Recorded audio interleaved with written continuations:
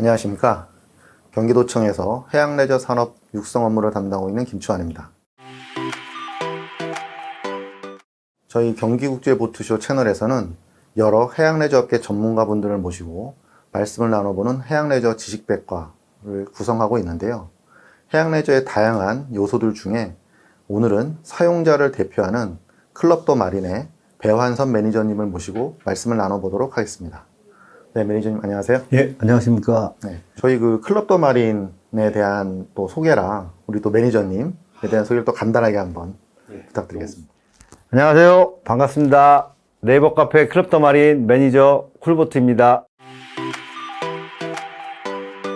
저희는 네이버 카페 2014년도부터 해서 올해가 사실은 시주회 때 10주년 카페였고요.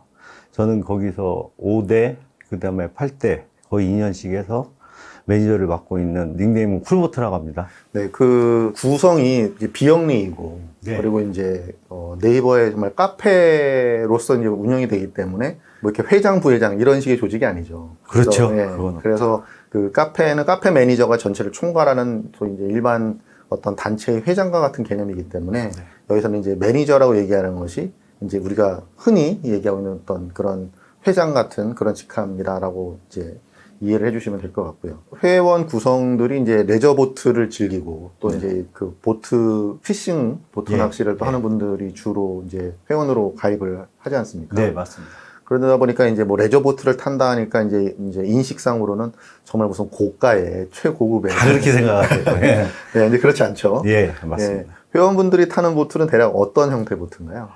보통 저도 뭐 한 19년 전에 입문할 때는 고무보트, 순수 오리지널 고무보트로 시작을 했었는데 지금 너무 다양화가 돼서 제일 뭐 저기 한 거는 고무보트, 그 다음에 콤비, FRP, 그 다음에 이제 지금 대세가 좀 바뀌고 있는 알루미늄 보트까지 이렇게 해가지고 많은데 비중은 사실 금액 대비 가니까 보통 FRP 수입하는 거라든지 국내 제작으로 되는 FRP가 많이 사실은 사용을 하고 있죠. 그러니까 레저보트가 이제 소형이기 때문에 이제 레저보트는 이제 거의 그 보트 소재가 뭐냐에 따라서 조금 가격대도 다르고, 그렇죠. 네, 이제 그런 형태도 다르기 마련인데 보통 이제 사용자들이 시작은 고무보트로 보통 시작을 하죠. 그렇죠. 제일 저렴하고 맞습니다.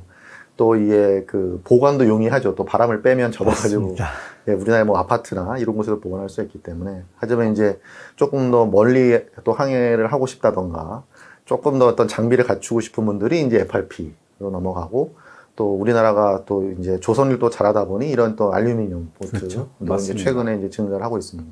알루미늄 보트는 또 약간 친환경적인 측면도 있잖아요. 그렇죠. 엔진에 들어간 오일도 식용성으로 해가지고 나오는 오일들이 많이 이제 좀 고가라 그렇지만 그렇게 하듯이 FRP보다는 환경이나 이런 쪽에서는 알루미늄을 많이 추천을 하고 있죠, 지금. 네. 그러니까 FRP는 이제 장점이 찍어내니까. 그렇죠. 예, 찍어내니까 이제 아무래도 보트 가격이 좀 상대적으로 저렴한 면이 있고, 이제 대신에 이제 폐기 때는 이제 좀 골치가 아프죠. 아, 절차가 많이 복잡해요. 네. 그게 이제 어찌됐건 이제 플라스틱 소재로 되어 있기 때문에 재활용이 뭐 썩거나 이런 부분에 좀 한계가 있으니까요.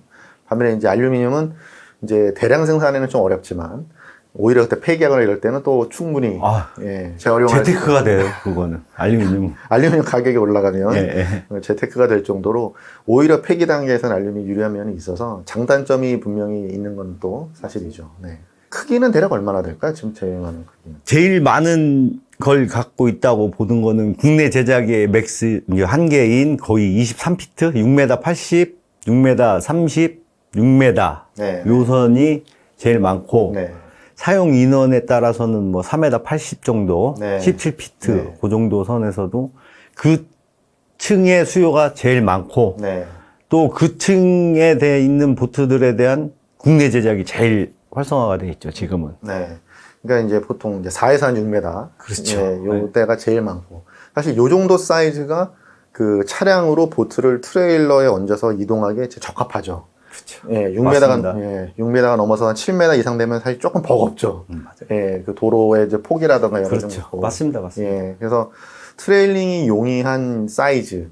그러면서 좀 이렇게 그 무게라든가 이제 또 전체적인 길이가 그에 적합한 사이즈가 인기인데, 근데 그러한 선박의 가격대가 그렇게 뭐 엄청나게 비싼 또 가격대는 아니죠. 우리가 아까 럭셔리 이렇게 얘기를 했듯이. 솔직히 말씀드리면 그렇게 비싸지는 않아요. 네. 잘 접근을 못해서 그렇지 실질적으로 보면 신품 제작도 한 40% 되거든요. 네. 60% 정도는 거의 중고 거래가 많은데 일본 보트 같은 경우는 사실 연식이 좀 어느 정도 있는 거고 유럽이나 미국에서 수입되는 것들은 사실은 연식이 좀 그렇게 짧거든요. 많이 짧은 편인데 국내 제작을 해가지고 하니까 직접 가서 만드는 현장도 볼 수가 있고 이렇게 돼버리니까 국내에서 하는데 그거는 일단 선택하는 선주님의 옵션에 모든 거를 맞춰줄 수 있다는 게 큰 장점이죠. 그렇죠. 네. 성향이 또 다르니까. 그렇죠. 취향도 그렇죠. 다르고. 그러니까 지금 그 레저보트를 이제 우리가 이제 일반적으로 사람들이 생각했을 때에 뭐 TV나 이런 데서 워낙 이제 뭐 럭셔리한 보트들이 많이다 큰 보니까 예, 그리고 대형에 뭐 침실도 있고 네, 이런 예, 하지만 맞습니다. 예.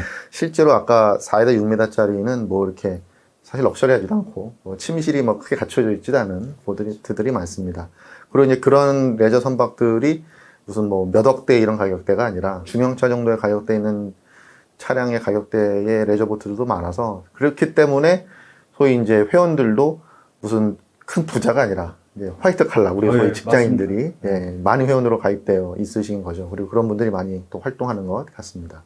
자, 그럼 그 레저 선박들이 주로 계류하에 있는 곳은 어디인가요? 사이즈별로 좀 크기별로 따지자면 한 3m 선 정도, 450 정도, 480 정도는 현재 뭐 대다수는 아니지만 뭐 아파트, 거주지 지하주차장에 있는데 사실은 그것도 트러블이 좀씩 나와요. 뭐 월 사용료를 낸다 치더라도 그걸 이제 보기 싫어하는 뭐 입주민들이 있고 그런 게 있어가지고 하는데 보통은 유료 영업을 하는 보관소에 이제 항 가까이, 슬로프 가까이에 보관을 하는데 육상에 회를 하고 아직은 저희 나라에서는 많이 미비하지만 지금 대표적인 걸로 제가 거주하는 쪽에 보면 전국 마리나라든지 제부 마리나에서 유료로 거기도 물론 뭐 해상하고 육상이 나눠지지만 일부 한 10% 긍정적으로 봤을 때 10% 정도는 무료 주차장 같은 데다가 사실은 많이 하고 있는데 걱정이 좀 되죠. 요새 TV에서 알박기 뭐 텐트 캠핑족이 나오는데 다음 차례가 저희 보트가 되지 않을까라는 걱정도 사실은 왜냐하면 수요가 점점 늘어나고 레저 활동이 많이 되니까 그런 걱정도 없지 않아 있습니다.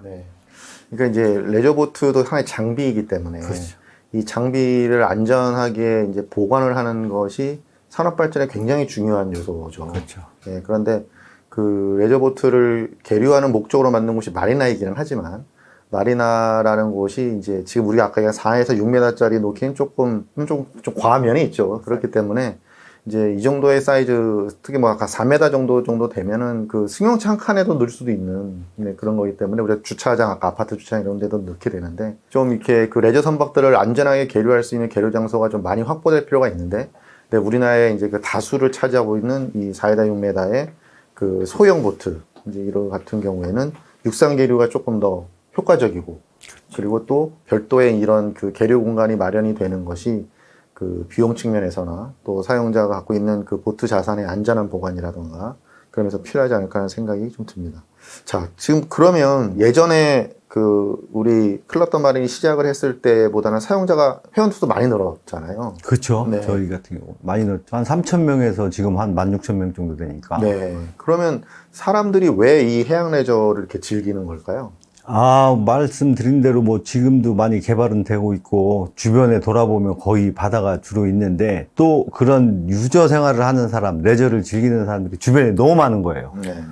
그 다음에 이제 뭐 시즌대로 뭐 싱싱한 고기를 잡아서 먹는 그런 낚시 위주가 사실은 많이 팽배하고 있어서 그 부분 때문에 아마 솔깃하고 약간은 배가 없어도 접근할 수 있는 그런 레저라고 생각을 하거든요. 제일 중요한 거는 전국항부터 시작해서 지금 경기 보트쇼를 하잖아요.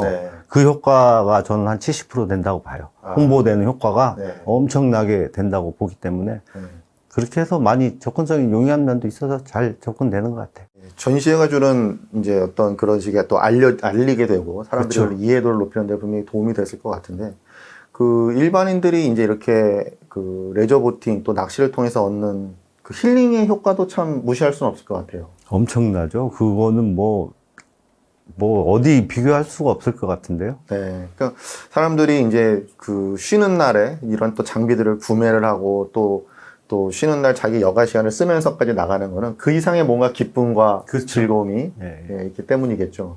그리고 그런 이유들이 이렇게 이제 사용자들이 이렇게 크게 증가하는 또 원인이 아닌가 예, 그런 맞습니다. 싶은 면이 있습니다.